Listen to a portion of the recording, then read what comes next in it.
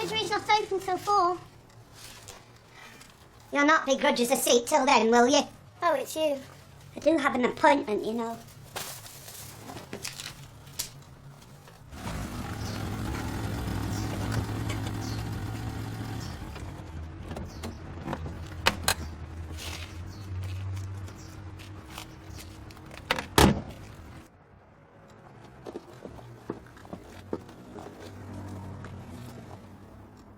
It's my arm again, Doctor. I ought to get a plaque for that seat. Hardy will cling.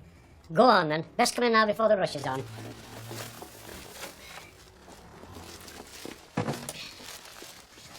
You ought to know what to do by now.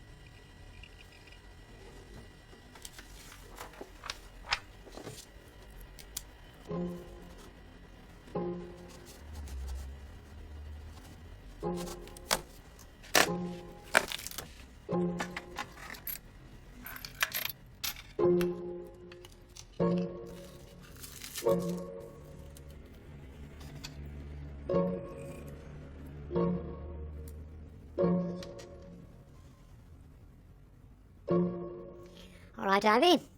Let's give you the once-over. I think I might try on a new medication. Just make a fist, will you? Thank you, Doctor.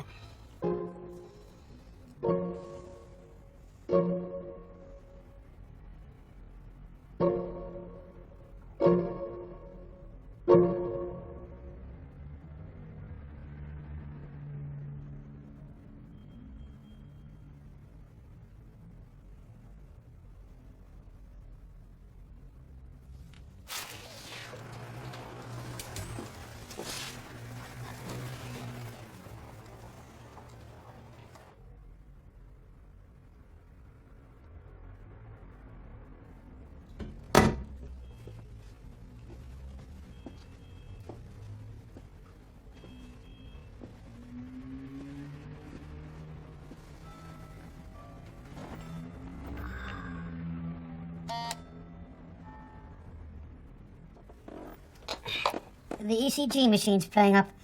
I'll see the others now. Come in, Julie. I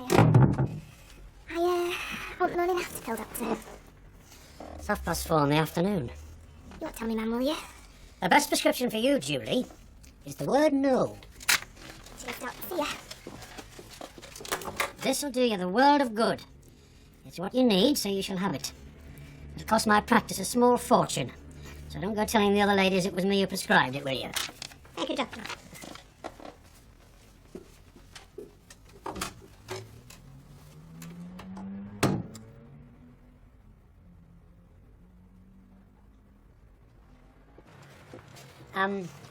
Could you step inside for a moment?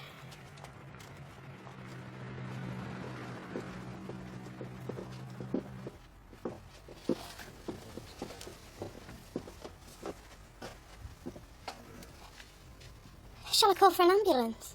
It's a little late for that, don't you think? I've tried resuscitation. She's died on me.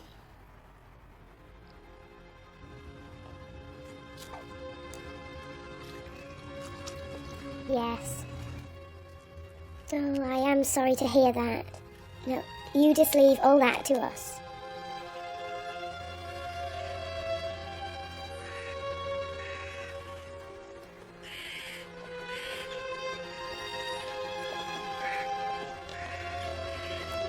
Had your mum been ill very long? I can't understand it. She was full of beans on me last night. I am sorry. Perhaps it's for the best. She wouldn't want you to drag on your hospital home, Mum.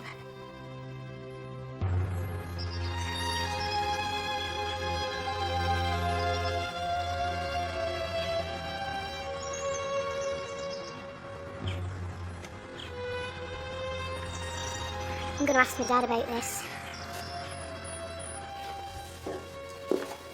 Oh, sorry. You're still at it. Just checking, Alan. Can't be too careful. It's one of Dr. Reynolds's. There's nothing wrong, is there? Who knows? Stab wounds, bullet holes. One day I might find something suspicious. Then we'll be on the news, won't we? Are you right to countersign the authorities to cremate now, Doctor? I certify that I know of no reasonable cause to suspect that the deceased died either a violent or unnatural death, or sudden death, of which the cause is unknown. And there's your £43 then, Doctor. My ash cash.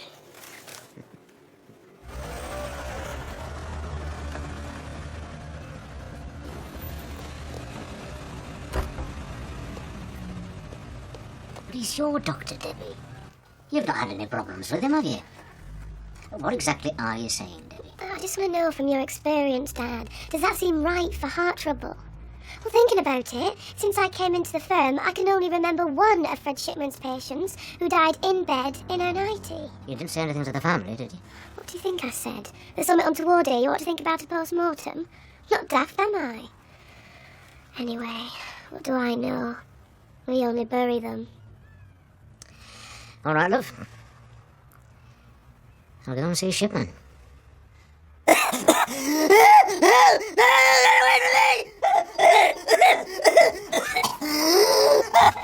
Oh, thank God, Doctor. Jim's upstairs. He's delirious. I think he has pneumonia. How did the judge of that?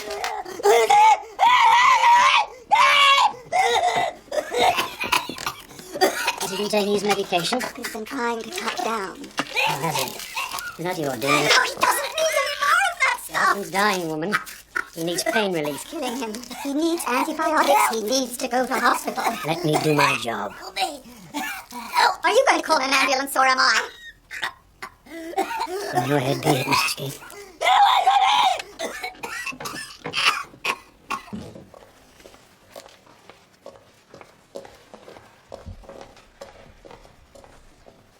It is pneumonia. Has he been taking any medication, Mrs. King? Diamorphine. My husband has terminal cancer. Jim was given 18 months to live about a year ago. Have you noticed any side effects? Shakes, depression, insomnia, vomiting. Do you happen to know what dosage he's on? Sure, he's on 560 mil. What? A week? A day. Oh my God. It's usually about 10.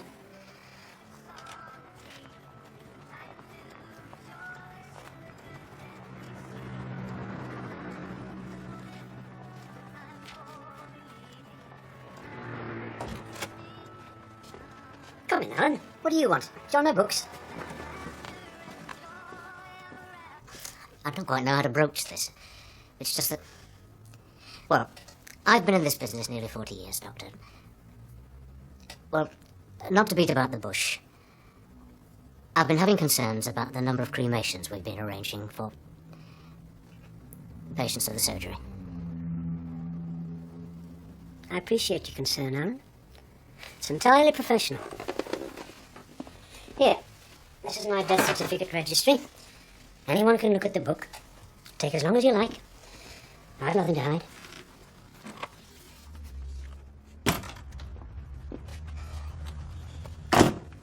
He's what everybody says he is.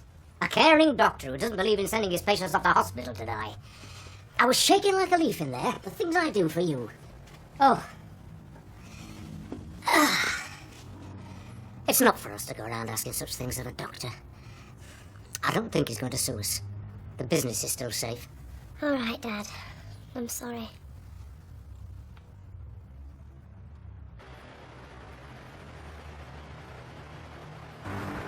Best be getting back, Jim. Doctor's popping in to give us a flu jab before he shuts up shop for Christmas. There's an epidemic, apparently. Deborah reckons we should find another practice down. You know how she thinks about Shipman. Well, I did have some doubts myself, but I raised the matter with him. You did what? I had word with the doctor about your treatment. I was worried about you. You shouldn't have done that, Dad. Hey, it's all right, lad. I'm convinced he thought he was doing his best for you.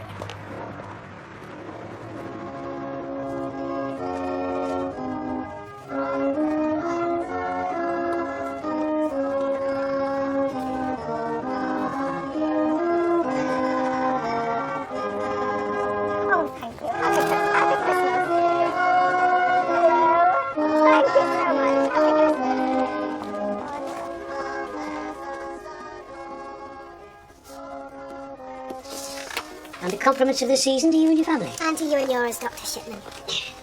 Oh, while I'm here, Debbie, could you let me have a couple of 3 spare cremation forms? I'm right out. You're not going to call us out over Christmas, are you? Death never respects bank holidays, I'm afraid.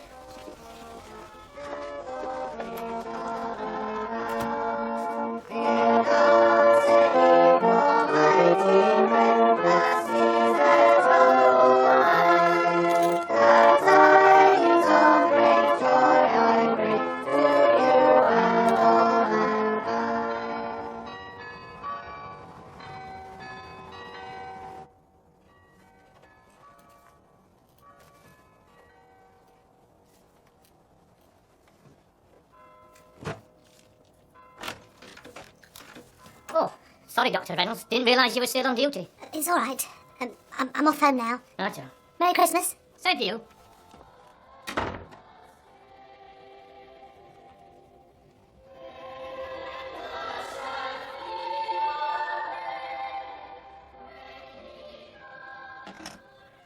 My dad's dead. What's this, glühwein?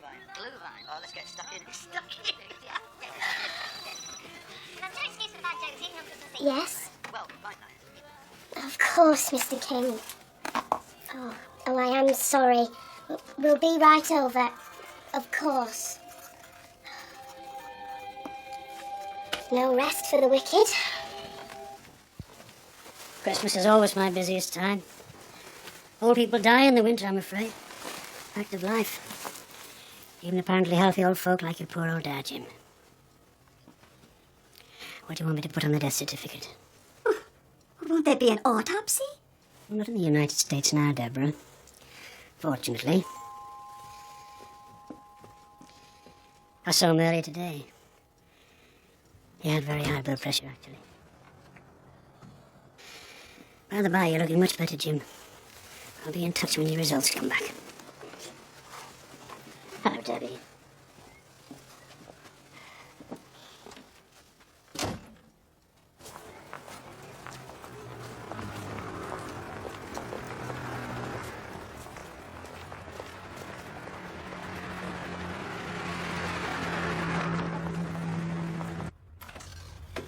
Happy New Year. It's another one of Dr. Fred's. Yes, he does like to keep us busy. You doctors from the brick surgery should move in here. These statistics suggest that his cremation rate must be higher than that of our entire practice. The 5 of us had over 10,000 patients, and we had 14 cremations and burials last year, whereas Shipman, a single practitioner with about 3,000 patients, has had 41 that we know of. And that's just the ones that doctors from this practice have been asked to sign the Part 2 cremation forms for. Recently, it's getting to be one every 10 days.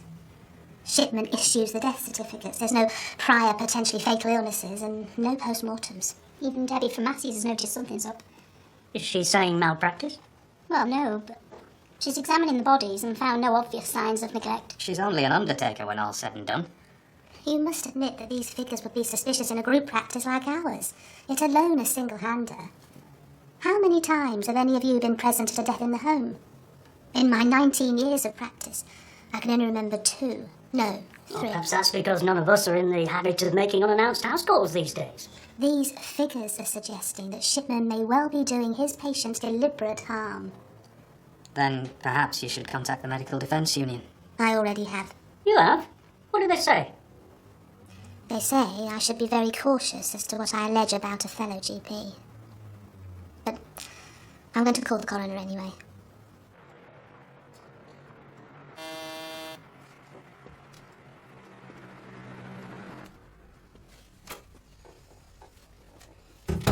I had a letter from that specialist you saw. You won the lottery. Oh, my God. Am I in remission? It would seem you never had cancer in the first place. The hospital diagnosis was incorrect. What? I'm afraid these things sometimes happen.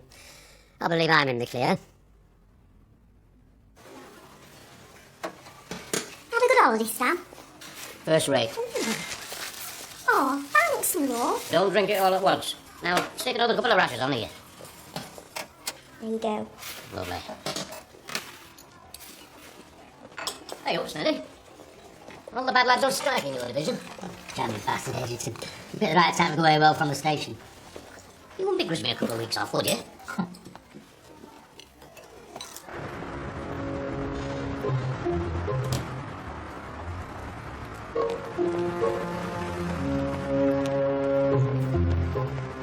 The coroner tells me I can't talk to any of the relatives. Mustn't let the good doctor know we're looking into him. And of course I have to protect the anonymity of the complainant. And know the doctor. I mustn't let her professional relationship be affected. Has anybody else round here made a complaint? Some undertaker's worried. Alan Massey? It's all rumour. It's like plaiting bloody sawdust. Either he's done something or he hasn't. But we'll never find out like this.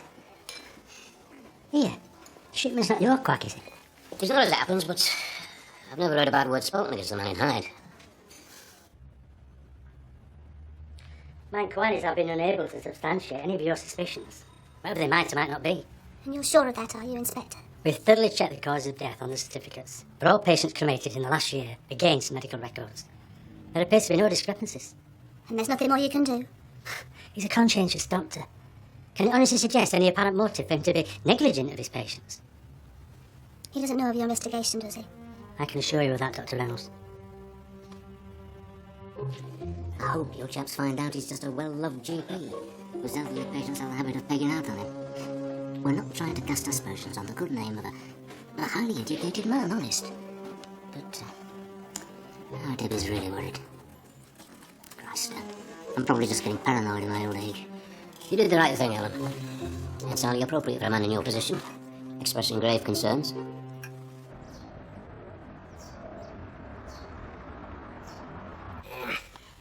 That's all done.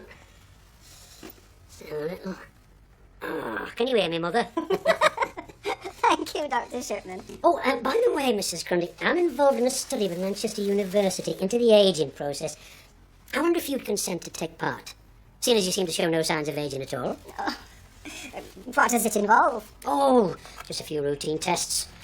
Blood samples, nothing very elaborate. Of course. Good. Oh, I'll need to get you to sign a consent form.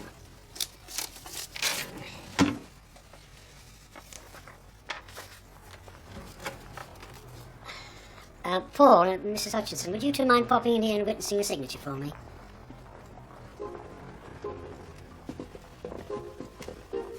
You sure about this, Kathleen? Positive it's okay? Yes. Pop your name and addresses there, then just print it there and sign it at the bottom, would you?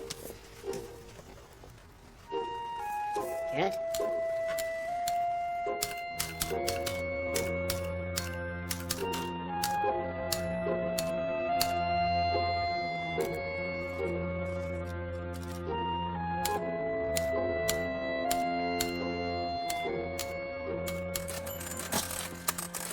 It's for the university. I'm surprised your doctor's not signed you up, May. You're even longer in the tooth than I am. I suppose it must be fascinating why there's so many of us oldums still around. He wants to take a blood sample tomorrow. That's your day for the lunch club. Always coming round to mine first thing, before surgery. He said it's no trouble. He's very thoughtful that way.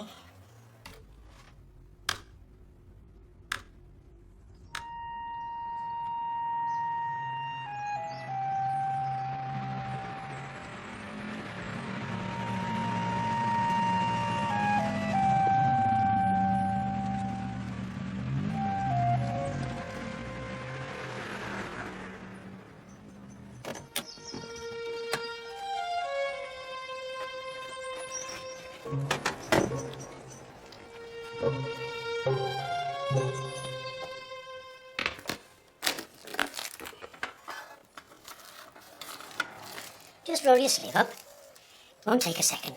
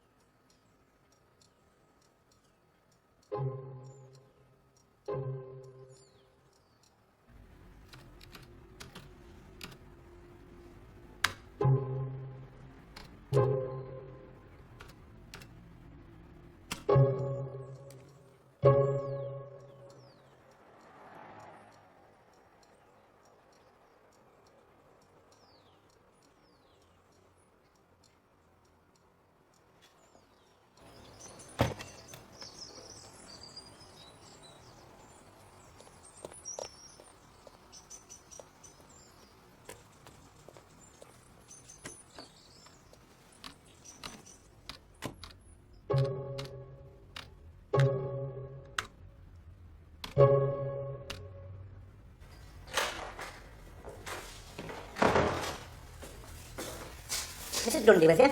No, she's not here yet. Should have been bench. Not like her to be late.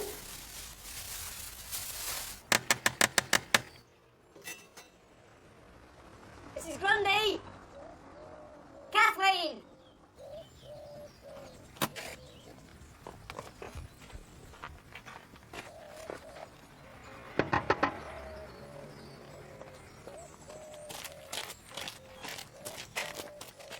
It's open around the back.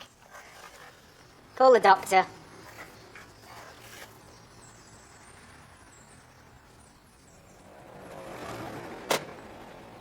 I'll take care of the death certificate. Well, what are we supposed to do now, Doctor? Oh, you might try ringing her solicitors. Hamilton's. You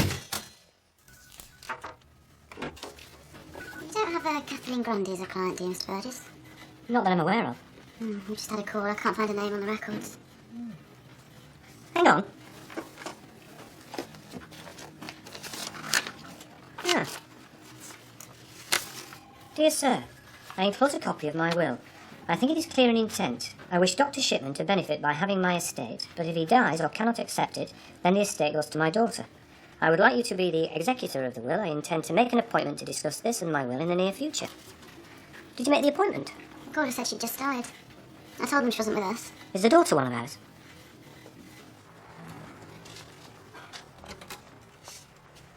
Mrs. Woodruff, my sympathies.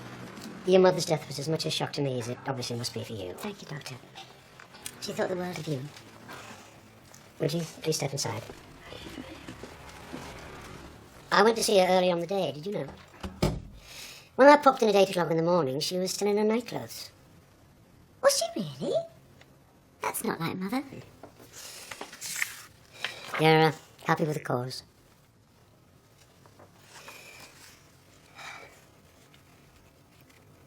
What does this mean exactly? Old age? Sometimes people of an advanced age, like your poor mother, Mrs. Woodruff, complain of feeling unwell, then they just die. No specific reason. I called the coroner's office to confirm that I could put old age on the certificate. I made the assumption that you wouldn't want the upset of a post-mortem, would you?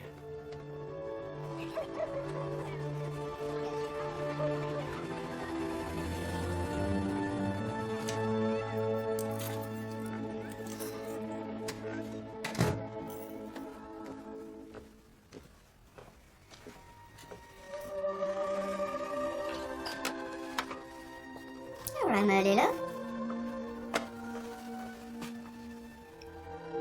Kathleen Grundy's passed away. Oh, no.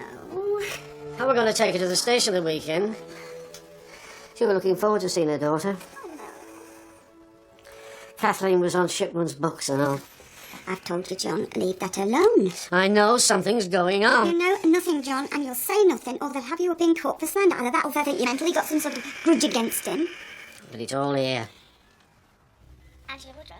Brian Burgess here from Hamilton Ward's solicitors in Hyde. I'm ringing about your mother. She was buried a fortnight ago. Yes, I'm sorry. I have a will here with me. No, her will's here. I drew it up myself. She had no need of legal representation. I'm her solicitor. Our office received Mrs. Grundy's will on the 24th of June. That's the day my mother died. I can't believe she did this. Did you witness it? I never saw your mother, Mrs. Woodruff. The will came through the post. I think I'd better come back up to Hyde, Mr. Burgess.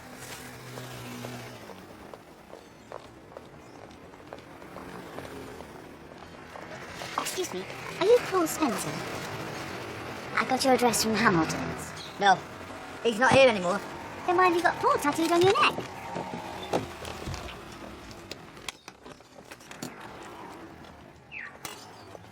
Paul, please. You're not in any trouble. I just need you to help me.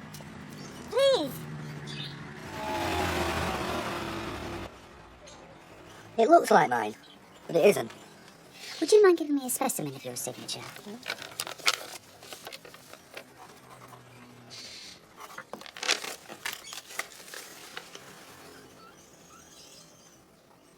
I can't believe this. I thought it was just some medical form, routine-like. I never knew it was a will. Why, would that have made a difference? I don't suppose it would. I mean, if some chap comes up to you in a pub and asks you to sign a legal document, then you tell him where to stick it. But when it's the doctor you've had since you was a kiddie, you don't think twice, do you? I can't believe she could have done this. There was another woman who's witnessed it. Yes. She says it's not her signature either.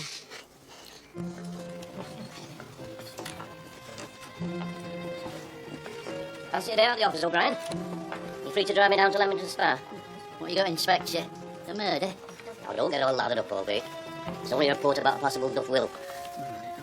All my estate money and house to my doctor. My family are not in need, and I want to reward him for all the care he's given to me and the people at Hyde. He is sensible enough to handle any problems that this may give him. My doctor is Dr. H.F. Shipman, 21 Market Street, Hyde, Cheshire. You'd do better with a bloody jumbo printing outfit. Did you know my mother, Inspector? Only by sight. I voted for her, mind. I was in her ward when she was a councillor. Mrs. Grundy was very well respected in Hyde, Mrs. Woodruff.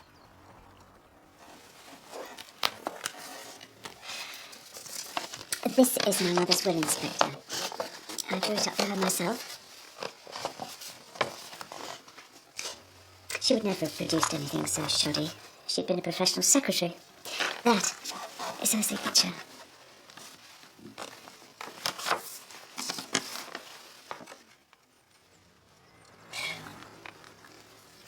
And these are the two witnesses.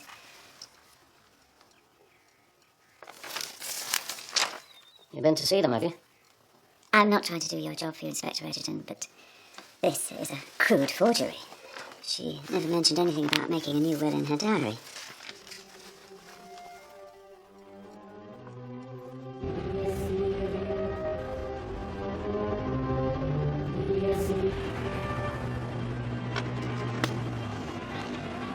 All my estate, money, and my house to my doctor. Whoever made that will had no idea that Kathleen Grundy owned the property. What are you thinking, Stan? We do know that Shipman was round at her place at 8 that morning to take a blood sample. She confirms that in the diary. Doctors don't turn up at your home for a routine procedure in this day and age, do they? Are you saying this doctor's at it? I don't want anyone in the office to know about this yet, O.B. We're going straight to the top with this one. We're dealing with a pillar of society, so you just keep your gob shut. We're opening Pandora's box.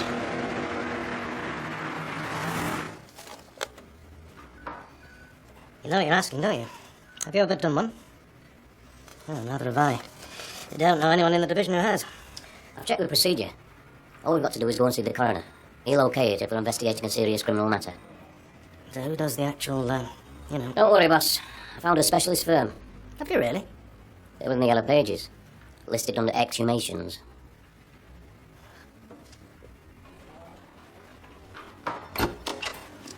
So you're absolutely sure there's no other way forward? Very well. I want this handled as tastefully and tactfully as possible.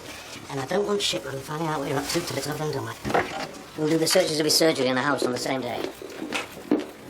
I'll need 3 teams, boss. Whatever you want. When do you propose? 2 o'clock Saturday morning. Saturday's the last day the press will get hold of it. Sunday would be even better, but I've no idea how long it'll take, and you can't go digging up a cemetery on a Sunday morning, can you? I hope we're not just flying a kite here, Stan.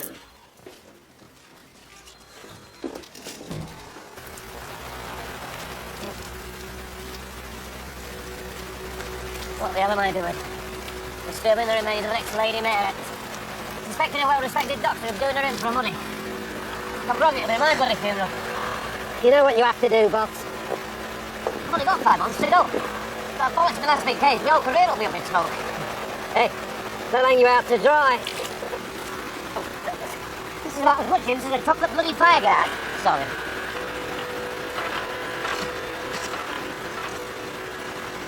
Like them grave robbers, who was it? Burke and Hay. Yes. Have they really? Well, tell them to mind their own blood. No, thank them for their concern and inform them that the police are aware. What do you credit it? Night staff, the young folks home. Called in to report black magic rites going on in the cemetery. Hope to God we've got the right grave.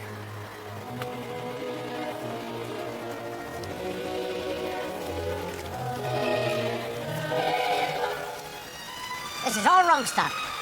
We put these good people into the ground. It's not our business to pick them out.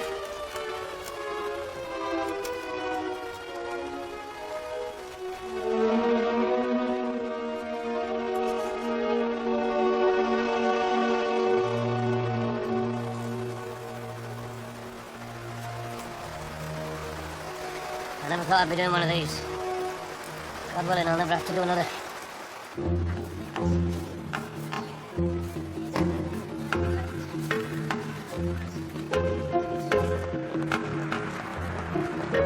Dr. Harold Frederick Shipman and D.S. Hampson. We have a warrant to search your premises on suspicion of murder and obtaining monies by deception. I suppose you know what you're doing.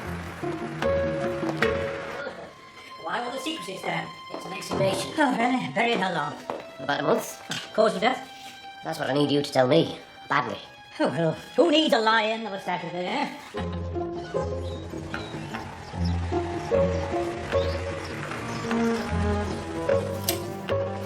Would you mind showing us where you see your patients? Very well, come inside. I suppose you've no objection if I ring a solicitor? That is your right, sir.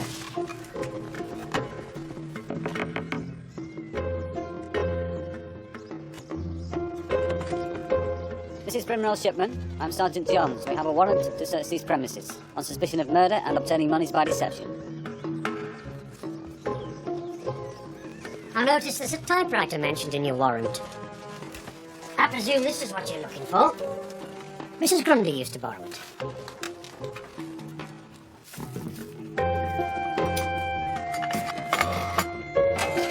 What's he doing? Growing his own penicillin?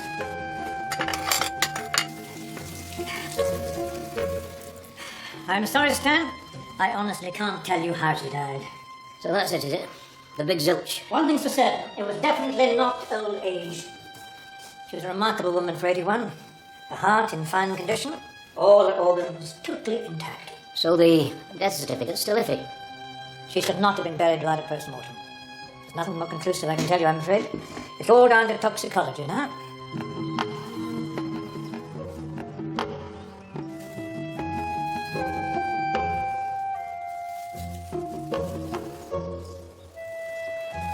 Whose are these? Mine.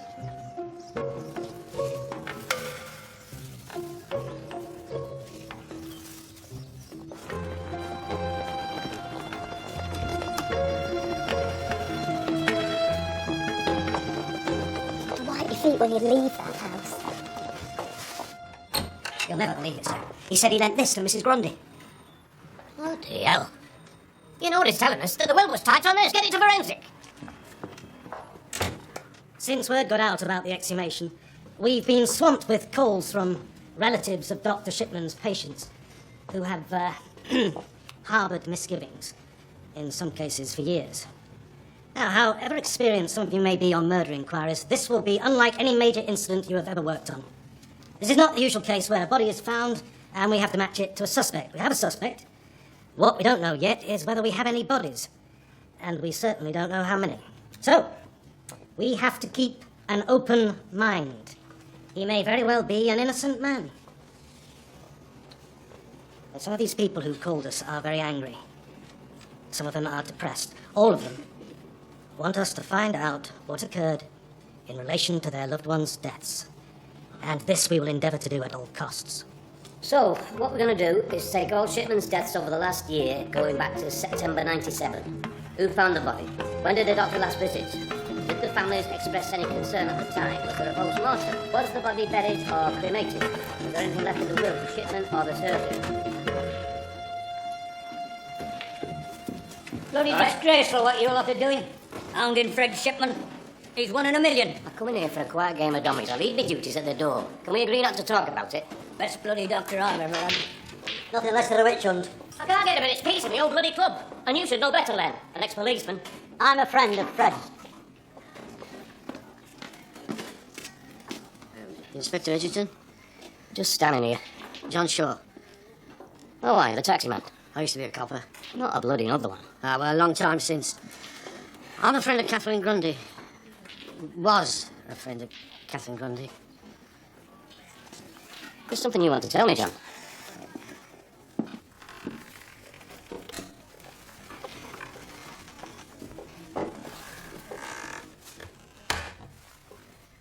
Now then.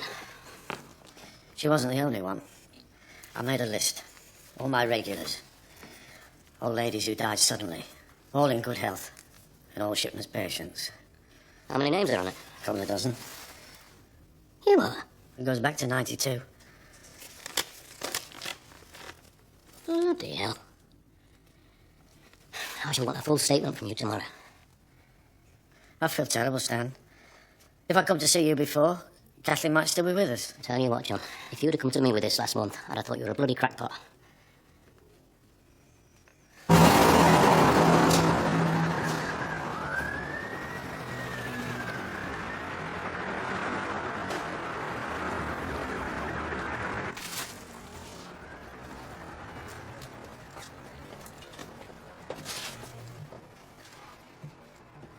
Dr. Shipman?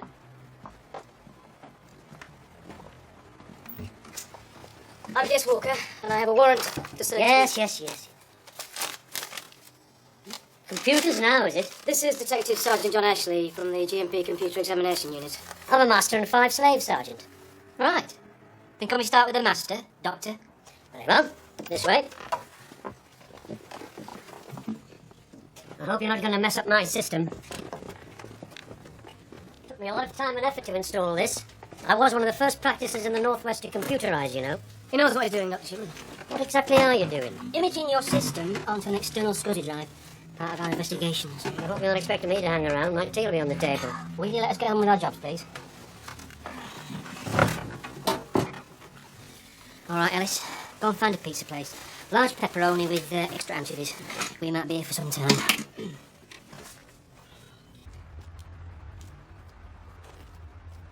The level of morphine in the liver was 4.8 milligrams per gram of tissue.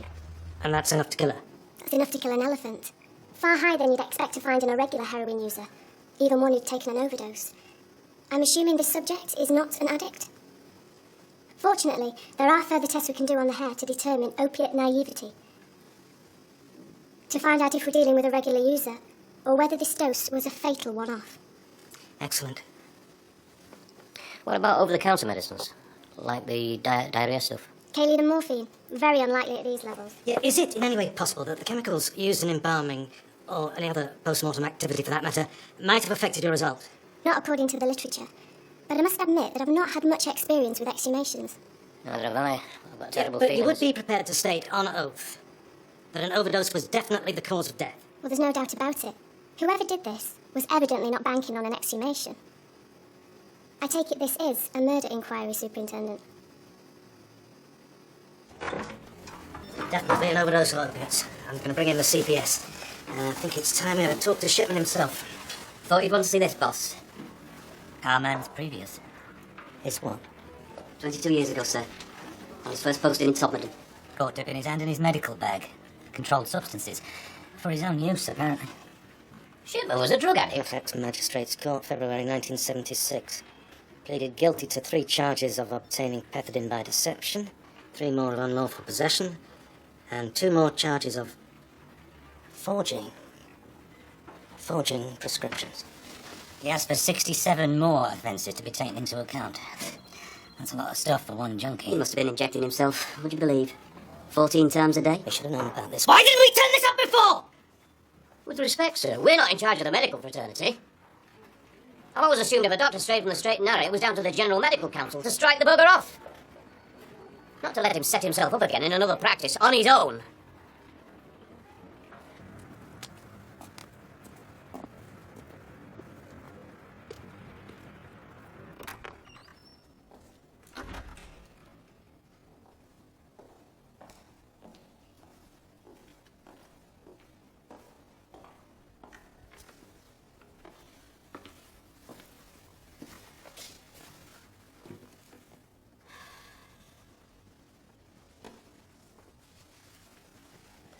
Stan? Dennis. Just popped in to gather my thoughts. I know very well why you're here. I'm not exactly the town's pet plod at the minute, am I? If there's anything you want to get off your chest, that you can't discuss at work, that you don't want to take home, if you want to talk to me about the exhumation. Exhumations? What? Looks like I'll be digging up behind till the day I retire. I I think you might be in need of some counselling. No, I must be off home now. Spirituous, not spiritual. It's only circumstantial that points to forgery as yet, but now, supposedly, there's all these others crawling up out of the woodwork. Sorry, Vicar, unfortunate phrase. You really believe he may have killed more than poor Mrs. Grundy? You have to suspect your own suspicions. It comes with the turf. But the local GP is supposed to save lives. We can't trust our doctor to act in our own best interest. Then we've lost, haven't we? We might as well just shut up shop. There could be dozens. Going back years. No, how could he have kept them hidden for so long? I'll tell you what, Dennis, if you've got designs on becoming a mass murderer, you couldn't get a better cover than general practitioner. I've got to dig them all up. I've got to cause grief to all them families all over again. It's not just for the relatives, Stan. You have to do this for all of us. If he has betrayed the trust that we placed in the family doctor... If? It's as bad as losing faith in the police. Oh, why? Well, I've known a fair few duff thickers in me time and all.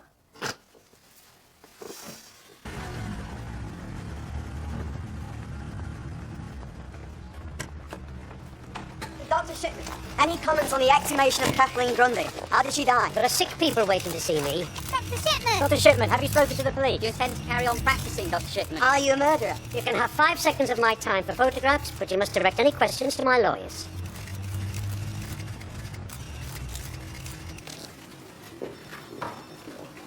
And Bob? D.I. Edgerton, I understand you're acting for Harold Frederick Shipman on behalf of the Medical Defence Unit. Yes, I'd like to arrange a meeting with your client at Ashton-under-Lyne Police Station next Monday. How does 9:30 suit? Yeah, I've arranged with the West Pennine Area Health Authority for a locum to conduct his surgery that day. Well, that's entirely up to you, of course, but I can assure you we'll be well within our rights to question your client at any time that's convenient to us. Not one that suits him, or you for that matter. So unless you'd welcome a call in the middle of the night, I suggest you bring him in on Monday. Thank you very much, Miss Ball.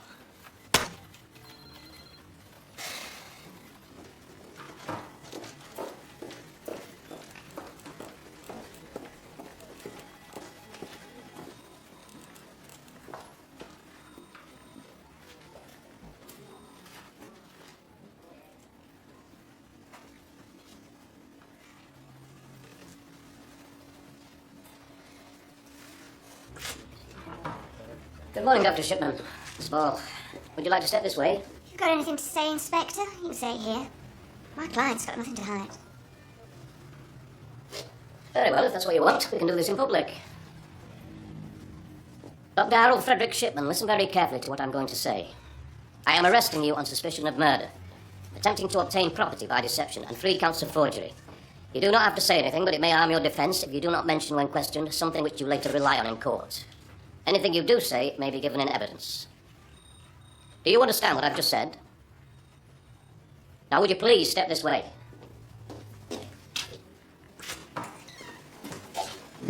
You're stupid, you are.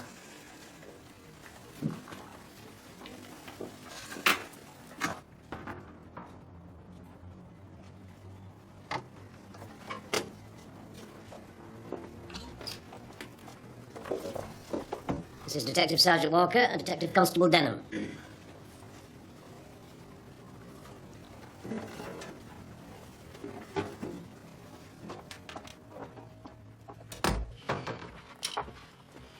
This interview is being tape recorded and is being conducted in an interview room at Ashton Police Station. This interview may be the subject of remote monitoring. When the red light above the machine is illuminated... This means that the interview is being monitored by others assisting in the investigation. What is your name? You know who I am. This is for the benefit of the tape. Harold Frederick Shipman. Where do you live? Road Cross Green, Mottram in Longdendale. And who else lives there with you? The wife. The cat. We'll have this joker. Mrs. Kathleen Grundy. He was a patient of yours. She became a patient in 1992. What were you treating her for? IBS. Irritable bowel syndrome. Was that why you went to see her on June the 24th? I went to take a blood sample. She wasn't looking well. Nothing anyone else would have been aware of. Was she expecting you that morning? I saw her the previous day and told her I needed a fresh blood sample and would call at 8 a.m. the next morning. And you took a blood sample at that time? I did. How was Mrs. Grundy when you arrived? She was in her dressing gown. And was she still wearing that when you returned that afternoon? She was fully dressed on the settee, obviously dead. Did you carry out an examination of her at that time? Yes. No obvious signs of death. Why did you not consider a post-mortem? I rang the coroner's office and described the circumstances, and asked if I could put old age on the death certificate. The coroner's assistant said the doctor's recommendation would be sufficient. Mrs. Grundy was taking part in an ageing survey. She mentioned it in her diary. Yes. It was something being done in the practice. He wasn't expecting that. Patients aged 75 and over. She said you told her it was for Manchester University. I've no recollection of intimating that. Is there any record of her taking part in this ageing survey? It was routine geriatric screening. And you never considered a post-mortem? I've already told you. People do die of old age. But would you not be interested in the precise cause of death if you were doing a survey?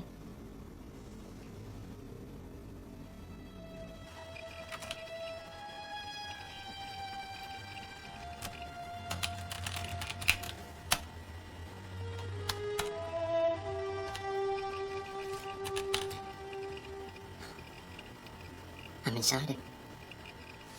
What happened to the blood sample you took from Mrs. Grundy that morning? When I returned to the surgery, I bagged it up for the pathology department. It went to Tameside General Hospital by courier service. You can't remember ever receiving it. It's definitely sent. It definitely didn't arrive. There could be any number of reasons. Lost in transit, incorrectly labelled. That happens often, was it? It has. And it was normal to attend the patient's home to take blood, was it? Yes. It was for me. I'm a good GP. A caring GP. Would you be surprised to know that you were the sole beneficiary of Mrs. Grundy's estate? Astonished? The name of Hamilton's, the solicitors, was written in your handwriting on the back of Mrs. Grundy's medical records. Then she must have told me they were her solicitors. She'd never had any dealings with Hamilton's. Nothing would surprise me.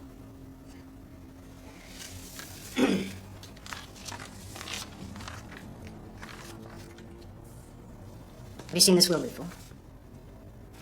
No? This will is a forgery. The signatures are all forged.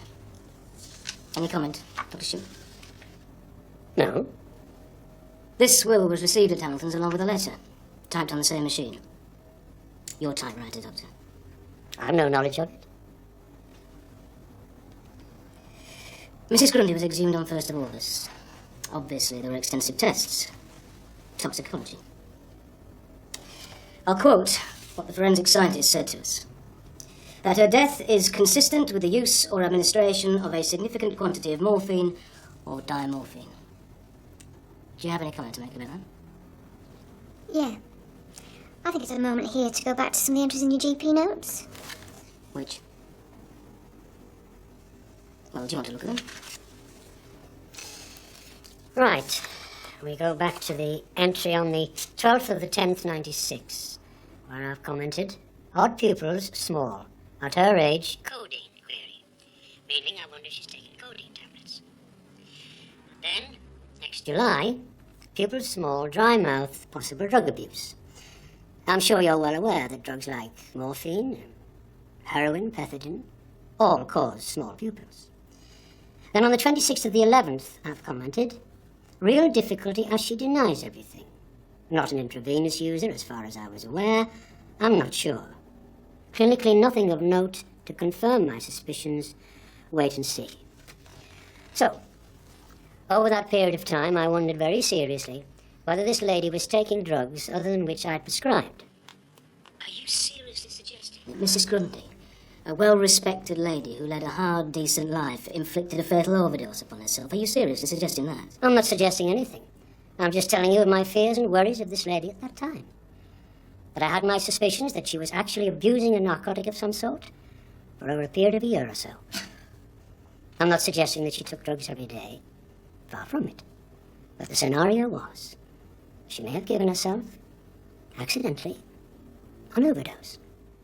If you suspected she was taking drugs, then when she died, why didn't you order a post-mortem? The scenario, Doctor, is that you tell Mrs. Grundy that you're involved in some aging survey in conjunction with Manchester University. This is what she told her family. That you go to her home address at 8 o'clock in the morning, you take a blood sample, which conveniently goes missing. And later, When the body's exhumed after an extremely sudden death, with no really supporting medical history to explain it, we discover that she died from a fatal overdose of morphine, a drug to which she had no access. You tell me that people in Hyde do not have access to drugs? I think you should talk to your drug squad. Oh, why? What did she do then? Drive down to my side to score some smack? An 81-year-old lady mayoress? I strongly suggest to you that you injected Mrs. Grundy with a fatal dose of morphine which brought about her death. No. I put it to you that you forged the will. No. Is it not coincidence? Is it not significant that you would have been the sole beneficiary? Who else could have done it? Anyone with a deranged mind could have done it. Can I have a word with my solicitor? He's got a cough.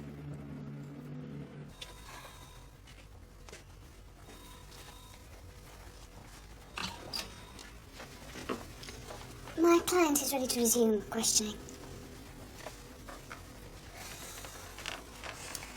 Pushing on that typewriter.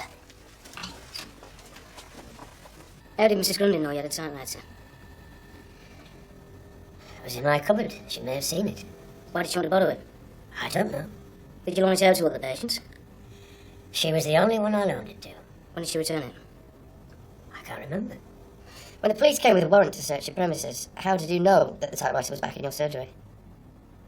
I'd used it on the day before, the Friday. All the signatures on the will were forgeries. You suggested Mrs. Grundy forged her own signature. My client has nothing further to say at this point. We have no further questions at this stage. We may have it at a later stage. You anything more to say, Doctor?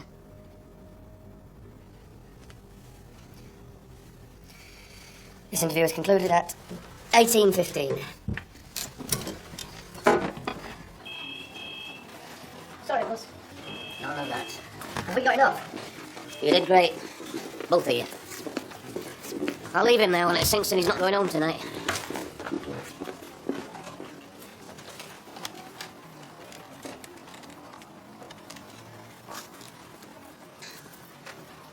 Mrs. Woodruff. Angela, it's Stan. I wanted to tell you personally. We're going to charge Shipman. No, not just the forgery. These entries are ordered chronologically, right? So, this one, for instance, dated 12th of the 10th, 1996. odd pupils, small, blah, blah, coding query. So he's suspecting she might have been taking opiates 18 months ago. Right. Wrong. This is when he actually created that record, 25th of the 6th, 98. The day after she died. Whatever date Shipman put on an entry, the internal clock in this program still registered an indelible record of the actual date it was really created. It's all stored in the ghost files. Cocky sod didn't know that, did he? That's fantastic, John. After he killed her with a massive dose of morphine, the bastard goes into his files and tries to make it look as though she was a drug addict. Shipman's created a false medical history for Kathleen Grundy to justify her destiny. Let's see if we can find what else is in here. Dr. Shipman, I charge that you did attempt to obtain money by cruel deception by means of a forged will, and that... I can't hear you. Okay, Doctor. Can we have some hush in here? And that you did, on the 24th of June, 1998, in the county of Greater Manchester, murder Kathleen Grundy, contrary to common law. Do you understand? I'm not guilty. This way.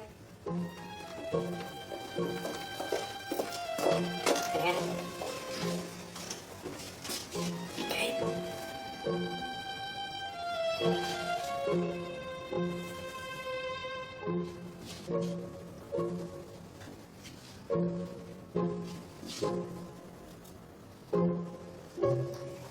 Now, if you'd remove your belt tie and shoelaces.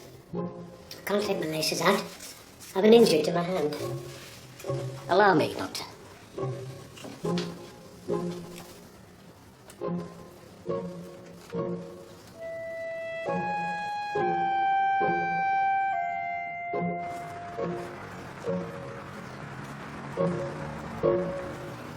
So, we now have evidence to prove that Shipman continued to prescribe morphine to his cancer patients, even after some of them had died. And that goes back at least until 1993. But I thought the medical authorities had banned him from having addictive drugs, but not from prescribing them. According to unaccounted for discrepancies, he had enough to knock off a regiment. Well, what kind of monitoring system is that? It's ripe for abuse. Sir, Yeah, what is it? document analysis has come in. I thought you'd like to know. There's a clear print of Shipman's on the will. Any of Mrs. Grundy's? No, sir. Well, we'll have them for the forgery at least. Thank you, dear Samson. Why did he make such a cack-handed job of that will? It's almost as if he wanted to get caught. Was he taunting us? Not that arrogant bastard. But he's not as bright as he'd have us believe.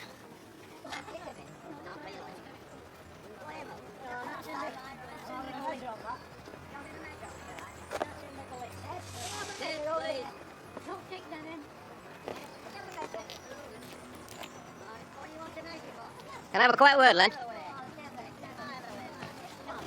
I've told you all I know, and I don't like what you're up to. I never had you down as a drug addict, Len.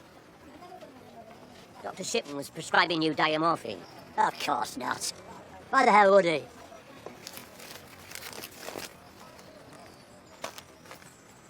Were you aware that he was using you to stockpile his heroin? Followed. The bastard.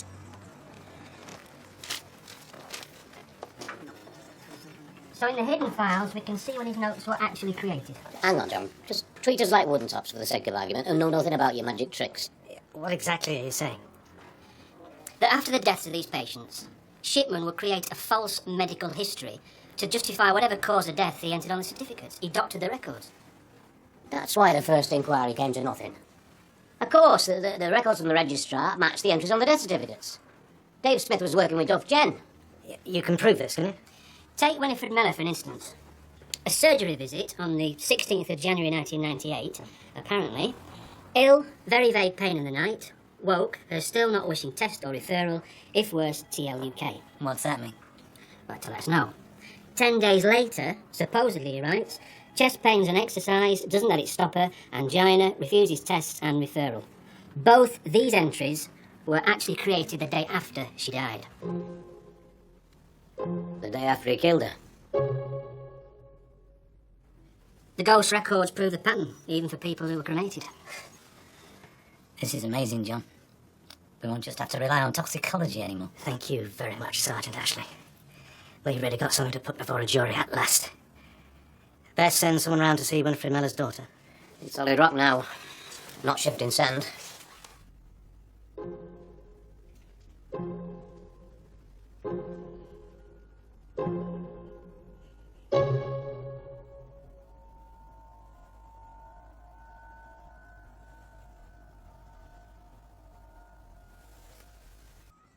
I understand you got a phone call from Dr. Shipman about 6:30 on the night Mrs. Mellor died.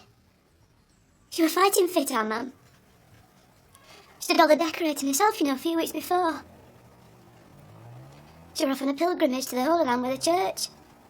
She was so excited. Trip of a lifetime.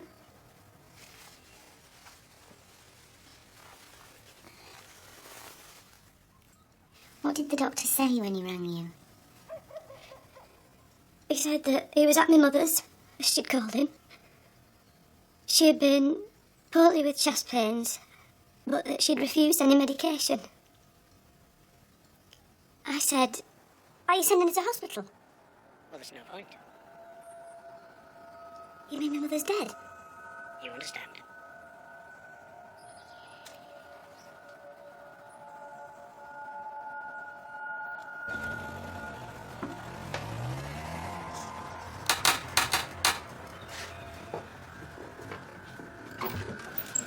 Come in, Doctor.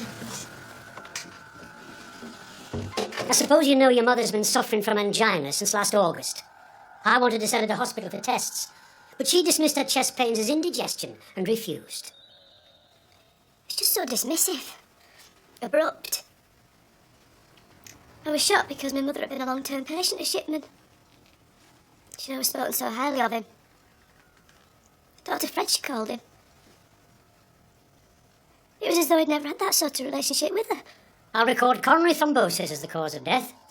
I'm sure you'll be pleased to know there's no need to go through the distress of a post-mortem, as I've seen her recently. He stopped to Mrs. Ellis next door, said she saw your car around here this afternoon. She said what? She saw nothing of the kind. I'll make up the death certificate in the morning. You can come to the surgery to pick it up. My mother had picked up a pension that day. She'd only been and done a bit of shopping on the market. Purse was on the mantelpiece. Should have been about £50 left. It was empty. Father Mayer confirms that he heard Shipman say that Mrs. Miller had rung the surgery about 5:30. Did you check her itemised phone bill? No calls made to Shipman's surgery from Mrs. Miller's phone any time on the day of her death. So he just turned up on her doorstep unannounced and charmed his way in. Like the Grim Reaper. Question 17. Who was President of the United States at the time of the American Civil War? Question 18. Spell anaesthetic. Oh, that's not fair. He's a studying doctor. UK or American spelling? I thought I'd seen a lot, but I've never come across anything like him. I must have passed him in the street hundreds of times. He just seemed like everybody else, but he's different from the rest of us. He must be. You're sure it's not just greed, pure and simple? That will was a one-off, as far as we know. All right, there might have been a few bits and bobs of tatty jewellery, a few quid here and there, but that's not what this is about. Can a man be born evil? And he wouldn't be responsible for his actions, would he? No, I have to believe that he was created good. So he chose to be a mass murderer, same as you chose to be a vicar. Closeted child, overachiever from an early age. His mother gets cancer when he's a teenager, and he watches the doctor come and give her injections of morphine to ease the pain. Who knows what that does to a young, impressionable mind? She dies in agony when he's 17, and he spends the whole night running alone in the rain. With all due respect, bollocks. There's thousands of kids go through much worse than what he ever did. Granted, some of them turn out bad or mad. I come across that side every day, but they don't end up like that, what bastard, do they? Is there a sexual dimension to the crimes? I could understand that. I'd hate it. It disgusts me, but at least I know what kind of monster we were dealing with. Why did he kill old ladies? He killed whoever he could get away with killing. And the most vulnerable of his patients happened to be mostly old ladies living alone. Who knows, if he'd worked in the inner city, he'd probably been knocking off junkies. You've been around the dying, Dennis. That does come with the turf, I'm afraid. You'll never get used to it. What kind of person could get pleasure out of watching people die? Of being there when they take their last breath? Sometimes it can be a blessing, when the suffering's all over. Could he have believed that somehow he was easing their pain? Absolutely not. There's no element of mercy here, Dennis. I wish there was. Not that I'd ever condone it. I'm sorry, Stan, I'm not being much use on me. You're a great help, Dennis. It's just a bloody mystery. Did he get some sick gratification from having that power? Choosing whether he took a life or saved it, playing God? I've always objected to that phrase. God does a lot more than decide when people have to die, you know. Oh, aye. Some might say he's turned his back on Hyde of late. Didn't do much to stop Shipman killing, did he? Neither did the medical authorities, for that matter. Yeah, neither did we before you say it. You couldn't be doing more than you're doing now, Stan. God knows that. I think that's what I see when I look in those eyes. I think the doctor reckons he is the supreme being. That he has the ultimate power over life and death.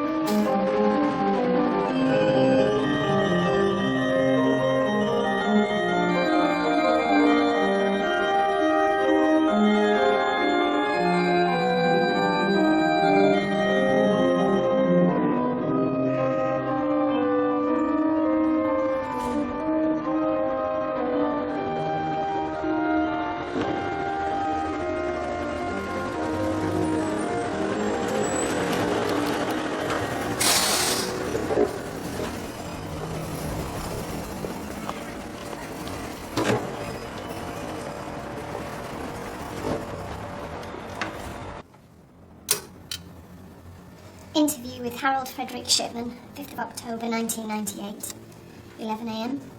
Detective Sergeant Waring and Detective Constable Maurice Natinsky and Solicitor Anne Ball in the room. Dr. Shipman, could you tell us about your computer program? It's called a DOS program, Microdoctor. It was put in place about 5 years ago, after the opening of the surgery. I was trained by them to use it. Do you consider yourself competent at these procedures? I would say I was fairly computer literate, yes. How do you access the computer? You switch it on. Do you have a password to enter the machine? I can't believe you're asking me a question that is so self-evident. Do other members of staff have passwords? Everyone, except the cleaner. I'm sorry I'm smiling. You have no concept of general practice. When do you update your medical records after a home visit? Usually on the same day, occasionally on the following day. Depends how busy the practice is. Do you enter those records onto the computer yourself? I enter them directly. I do it personally. That is my role as a GP. I'd like to clear up the procedure of issuing death certificates. This was covered at a previous meeting.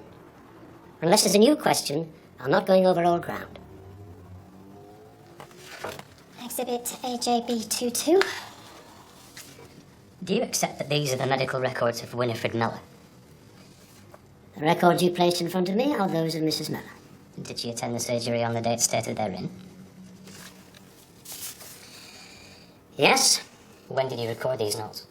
As soon as possible after seeing her. What contact did you have with Mrs. Mellor on the day of her death, Monday, May the 11th, 1998? She came to the practice. I examined her. She was complaining of chest pains.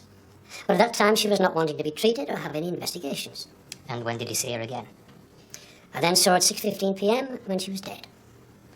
What was your diagnosis as to the cause of death? Angina.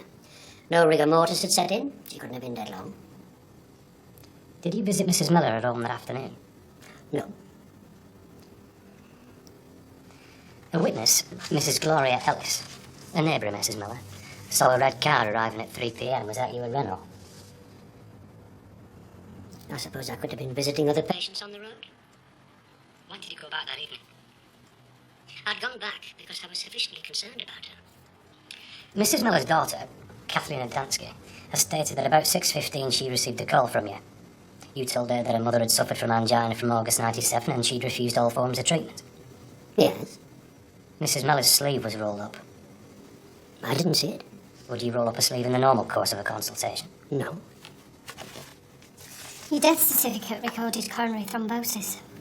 Can you indicate to me how severe the angina was at all? The severity of angina doesn't indicate the likelihood of a coronary. I'm sure your medical experts will agree. We have a history of angina that's of increasing severity. We have a relatively sudden death, sudden in the sense that the patient hasn't made the effort to dial 999. How many nines is it? 3 nines, sorry. Hasn't struggled around to the neighbours. And that's often the story with elderly patients. Coronaries come fairly rapidly. A Home Office pathologist, Dr. Rutherford, carried out a post-mortem examination. If you say so. His findings do not support that this lady died of a coronary thrombosis as you've diagnosed. Would you like to comment on that finding? Doctors don't always diagnose a heart attack as a heart attack. They'll call it a coronary thrombosis, or myocardial ischemia, myocardial infarction. To the average run-of-the-mill GP, they're all the same. The patient's dead. Well, in his expert opinion, there was nothing to support your diagnosis, is what I'm saying. With a coronary thrombosis, you would expect there would be a bit of heart muscle damaged. But you can just have an electrical disorganization of the heart, which kills you just as effectively and leaves no symptoms at all. No signs, sorry. No signs at all. Forensic examination of the samples taken, including muscle tissue at that post-mortem, have been examined. These are the samples taken from Mrs. Mellor, and there's certainly a high level of morphine still contained in her body, a fatal level, to be precise. Can you account for that? No.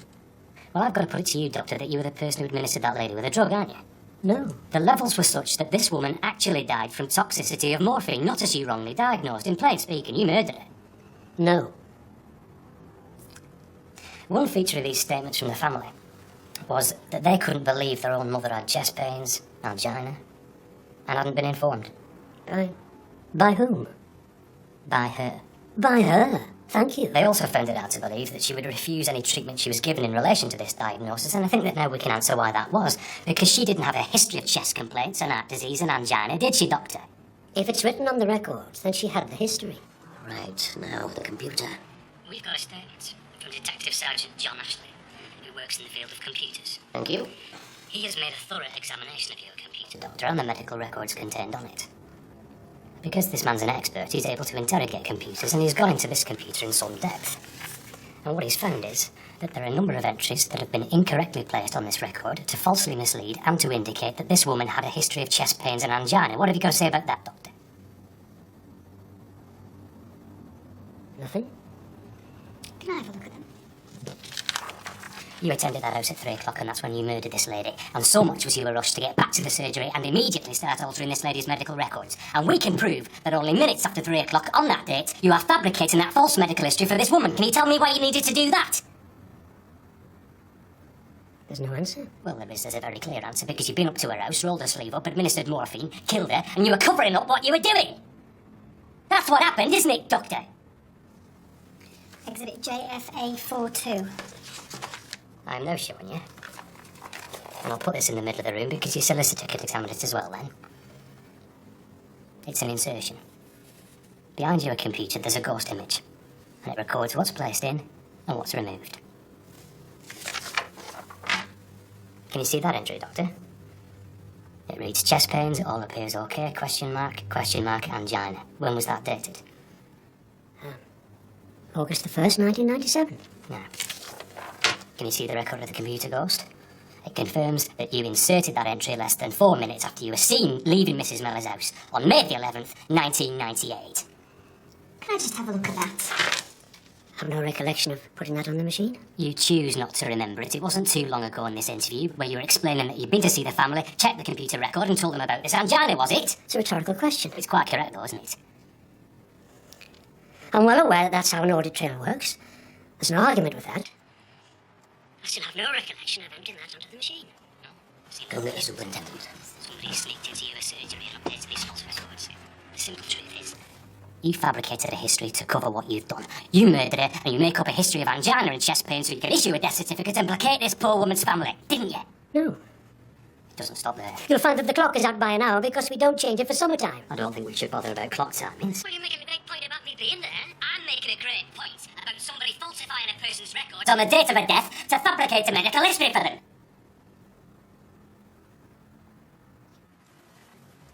I've got him. Can we have a consultation at this stage, please? Certainly. The time now by my watch is 17:12 hours. I'll switch off the tape.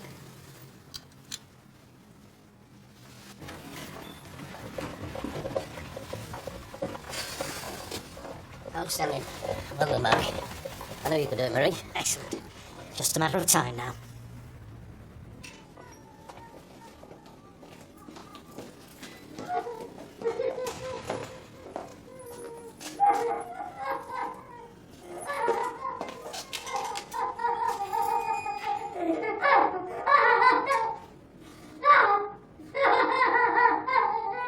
He's completely lost it. He's not going to talk, is he? He's not going to give us the satisfaction. We're never going to know how many more he did. The arrogant bastard. There's no remorse or bone in his body. He's not sorry for his victims, he's crying for himself.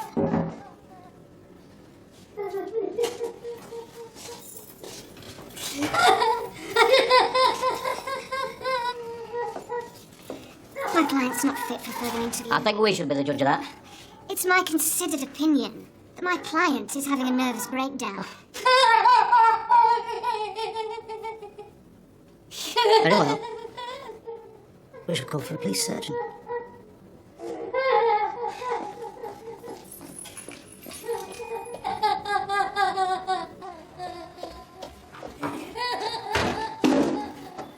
Harold Frederick Shipman, stand up. You have finally been brought to justice by the verdict of this jury. I have no doubt whatsoever that these are true verdicts.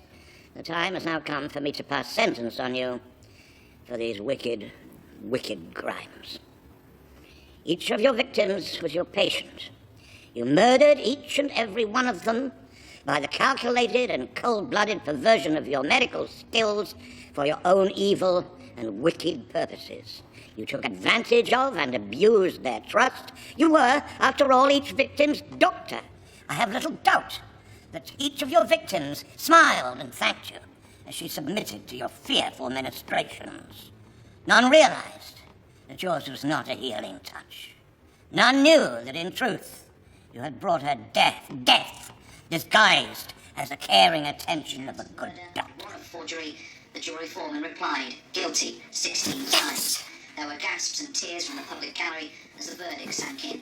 Mr. Justice Forbes told Shipman that he had murdered his patients for his own... The sheer wickedness of what you have done defies description. It is shocking and beyond belief. You have not shown the slightest remorse or contrition for your evil deeds, and you have subjected the family and friends of your victims to having to relive the tragedy and grief you visited upon them. On each of the 15 counts for which I pass sentence upon you, the sentence is prescribed by law. Justice demands that for each and every count of murder, I pass the sentence of life imprisonment.